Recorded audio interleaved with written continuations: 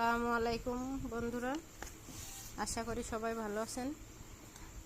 আমি আজকে যে বইটি সম্পর্কে আপনাদেরকে দেখাতে যাচ্ছি এটি হচ্ছে assurance BCS preliminary model test. আসুন আমরা বাংলা ভাষা ও সাহিত্য থেকে এই যে মডেলগুলো আছে এগুলো শেষ করব। যদি আপনারা বই না কেনেন এখান থেকে পড়েন তাহলেও আপনারা কিছু জানতে পারবেন এই বই সম্পর্কে। আশা করি এ থেকে বিসিএস কিংবা প্রাইমারি অন্যান্য জব রিলেটেড সব কিছুই তো এই আর কি প্রশ্ন ব্যাংকে থাকে মডেল টেস্টে। এটা আপনারা করে নিতে পারবেন, আয়ত্ত করে নিতে পারবেন। কোনটি অপপ্রয়োগের দৃষ্টান্ত নয়? এখানে যে চারটা আছে দেখেন, তার কথা শুনেই আমি আশ্চর্যজনিত হলাম। এটাই শুধুমাত্র অপপ্রয়োগের দৃষ্টান্ত নয়। আর সবগুলো যেমন যুক্তি খণ্ডতেও হয়েছে, এখানে হবে যুক্তি খণ্ডন হয়েছে তবে মুক্তি মেলেনি। সে সম্ভ্রান্তশালী পরিবারে জন্মগ্রহণ, এখানে সম্ভ্রান্তশালী হবে না। আর এই অর্ধরাত্রিতে এখনো তুমি জেগে আছো, অর্ধরাত্রি হয় না।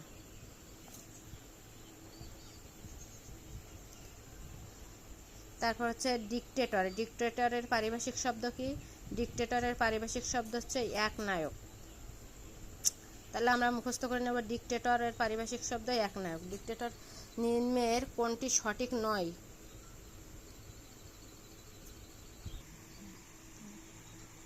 এখানে আছে নির্মল সেন, অনিকেত, শামসুর রহমান, মৈনাক, বিমল ঘোষ, মৌমাছি।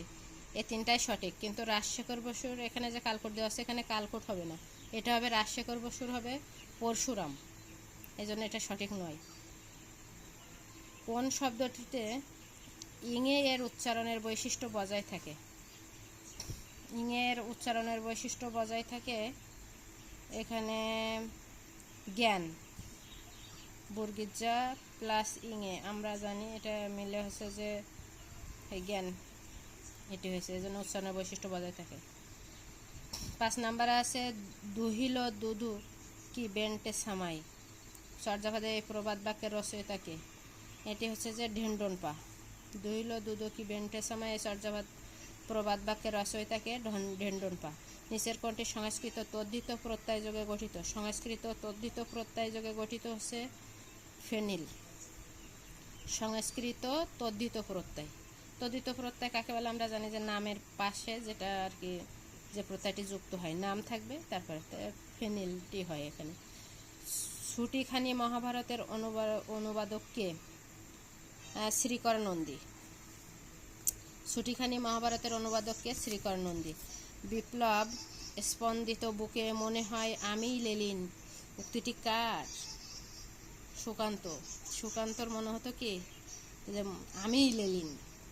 বিপ্লব স্পন্দিত বুকে মনে হয় আমি লেলিন আবিষ্কৃত হয়, এটা আমরা সবাই মোটামুটি পারে 1909 সালে। শুদ্ধ বানান গুচ্ছ কোনটি? শুদ্ধ বানান গুচ্ছ এর ভিতরে যেগুলো আছে এই অদ্ভুত, ভুল, প্রজ্বলন, কৌতূহল। তার মানে অদ্ভুত বানানে দীর্ঘকার হবে, অনেক সময় যায় রসকার দেওয়া থাকলে সেটা ভুল হতো, এটা ঠিক আছে অদ্ভুত। তারপরে ভুল, ভাইরসুলা ভুল, আর প্রজ্বলন পয়রা ফলা, বর্গিজয় ব ফলা, ল দন্তান্ন, প্রজ্বলন। এখানে কিন্তু মূর্ধন্য দেওয়া থাকে অধিকাংশ সময়, এই জন্য এটা ভুল করে ফেলি আমরা। এখানে দন্তান্ন হবে প্রজ্বলন। আর কৌতূহল কয় ঔকার তয় দীর্ঘ হল, এটা সবার হবে। তাহলে আমাদের সঠিক অ্যান্সার এটা, অদ্ভুত, ভুল, প্রজ্বলন আর কৌতূহল। তহমিনা একজন ভাগ্যবান মহিলা, ব্যাস বাক্য যে কারণে অশুদ্ধ। এটি কি কারণে অশুদ্ধ? মহিলা, একজন ভাগ্যবান মহিলা, এখানে লিঙ্গজনিত কারণে অশুদ্ধ হবে, এখানে ভাগ্যবতী হবে, ভাগ্যবান হয় না যেহেতু মহিলা। চর্যাপদের রচনা নীতির উদ্দেশ্য কি ছিল? চর্যাপদ রচনার উদ্দেশ্য ছিল হচ্ছে ধর্মচর্চা। চর্যাপদের রচনার উদ্দেশ্য কি ছিল? ধর্মচর্চা। নেই সেখানে কালচার নেই, উক্তিটি কোন লেখকের প্রবন্ধে পাওয়া যায়? এখানে ফ্রি থিঙ্কিং নেই সেখানে কালচার নেই, উক্তিটি কোন লেখকের প্রবন্ধে পাওয়া যায়? রবীন্দ্রনাথ ঠাকুরের। ক্ষুণ্ণিবৃত্তি শব্দের সঠিক সন্নিবিচ্ছেদ কি? ক্ষুদ প্লাস নিবৃত্তি। ক্ষুণ্ণিবৃত্তি, ক্ষুদ প্লাস নিবৃত্তি, এখানে কোথায়? এই যে ক্ষুদ প্লাস নিবৃত্তি, ক্ষুণ্ণিবৃত্তি। এখানে একটা হলন্ত হলে ভালো হতো। সেলিনা হোসেনের দেশ বিভাগ ও ভাষা আন্দোলন নিয়ে রচিত উপন্যাস কি? দেশ বিভাগ এবং ভাষা আন্দোলন নিয়ে রচিত উপন্যাস এটি হচ্ছে যাপিত জীবন। পড়ে দেখবেন, বইটা খুবই ভালো।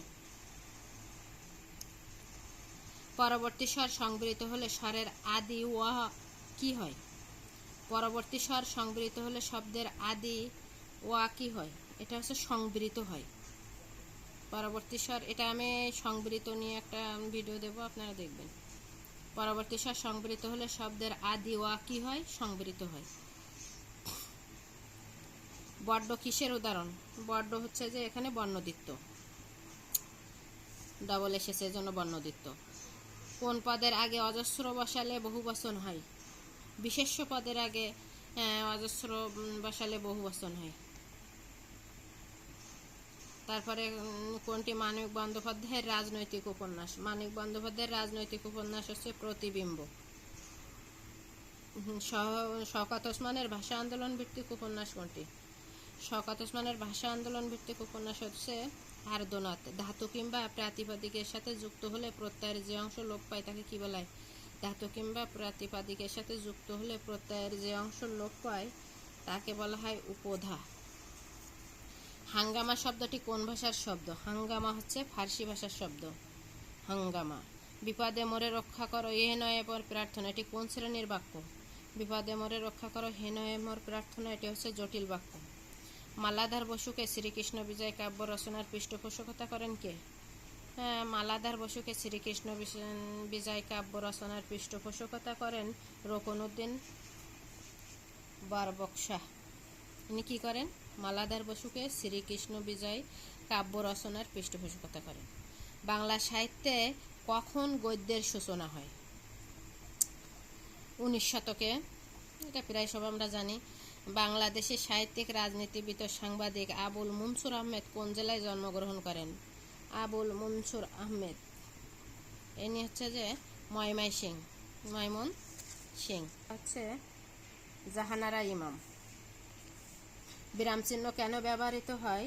বাক্যের অর্থ স্পষ্টীকরণের জন্য বিরামচিহ্ন ব্যবহৃত হয়। রবীন্দ্রনাথ ঠাকুর সোনার তরী কবিতাটি কোথায় রচনা করেন? রবীন্দ্রনাথ ঠাকুর সোনার তরী কবিতাটি রচনা করেন শিলাইদহ। সামান্য একটু দুধ দাও, এখানে সামান্য কোন পদ? এখানে সামান্য হচ্ছে বিশেষণীয় বিশেষণ পদ। নগর পড়িলে দেবলাই কি এড়াই বিখ্যাত ভাবদত্তক প্রবচন এর কবি কে? নগর, এটা তো হচ্ছে যে ভারতচন্দ্র রায়গুণাকার। নুরুল দিনের সারা জীবন কাব্যনাট্যে সৈয়দ শামসুল হক কোন বিষয়বস্তু তুলে ধরেছেন? নুরুল দিনের সারা জীবন, এটি হচ্ছে যে 1883 এর কৃষক আন্দোলন। 1883 এর কৃষক আন্দোলন। ফররুখ আহমেদের নৌফেল ও হাতেম কোন শ্রেণীর নাটক? এটি হচ্ছে কাব্যধর্মী নাটক। বাংলা গদ্যের প্রথম জীবনী গ্রন্থ কে রচনা করেন? বাংলা গদ্যের প্রথম জীবনী গ্রন্থ রচনা করেন রাজীব লোচন মুখোপাধ্যায়। বাংলা গদ্যের প্রথম জীবনী গ্রন্থ কে রচনা করেন? রাজীব লোচন মুখোপাধ্যায়। বাংলা গদ্যের প্রথম জীবনী গ্রন্থ কে রচনা করেন? রাজীব লোচন মুখোপাধ্যায়। স্বাধীন শব্দটি কোন সূত্র অনুযায়ী হয়েছে? স্বাধীন শব্দটি আছে এই স্ব প্লাস অধীন, এটা ওয়া দুটো।